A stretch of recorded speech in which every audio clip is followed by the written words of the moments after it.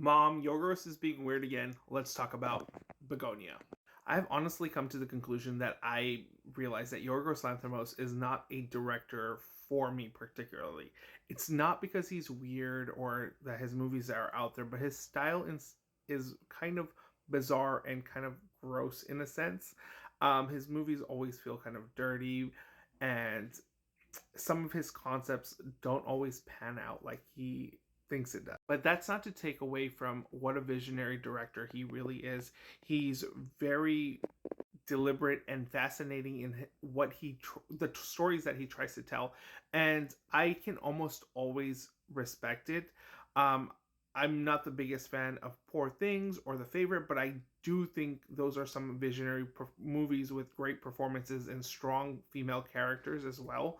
And that's what he really brings to the screen as a director, and for the most part I respect that. And his movies are so big and bold and bombastic and usually leave like a lasting appeal on you. Begonia in concept is a really fascinating movie about a conspiracy theorist who thinks the CEO is this alien and kidnaps her and tries to reach her mothership basically. And I get the meta commentary here about the idea of conspiracy theorists and how far down the rabbit hole they have gotten, and also that billionaires are bad and they are not very good for our ecosystem. And then the very shoehorned message about that, yes, we are destroying our ecosystems, our society, and it's ultimately our fault because we have lost compassion and empathy, and we are going in the wrong direction. And I do appreciate that sort of messaging in the film, but at the same time, I don't think the execution is all that spectacular. Let me give credit where credit is due. I mean, it's a Yorgos Lanthimos movie. His visual style is a little odd and out there, and it's intriguing, and the set designs are really good.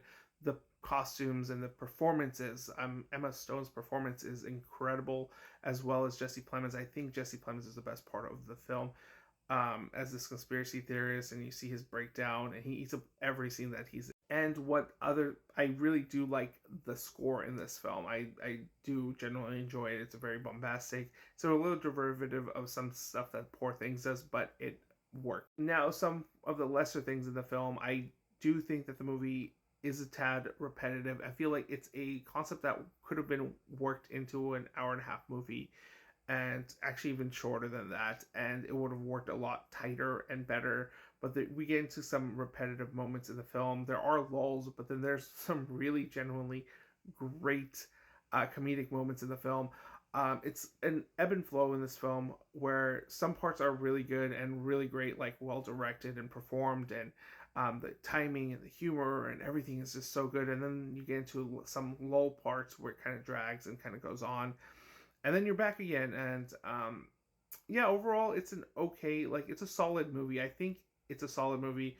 It's just not a particularly great movie. Usually for Yorgos Lanthimos, I appreciate his vision, I appreciate his direction, and I get the concept of the story. While I don't particularly love his films, I do usually end up walking away appreciating the filmmaking and the craft and the story. Here, I feel like the concept was better than what the execution provided. I do like, again, the performances are great and the score is really good, but it left a lot more to be desired by the end of it.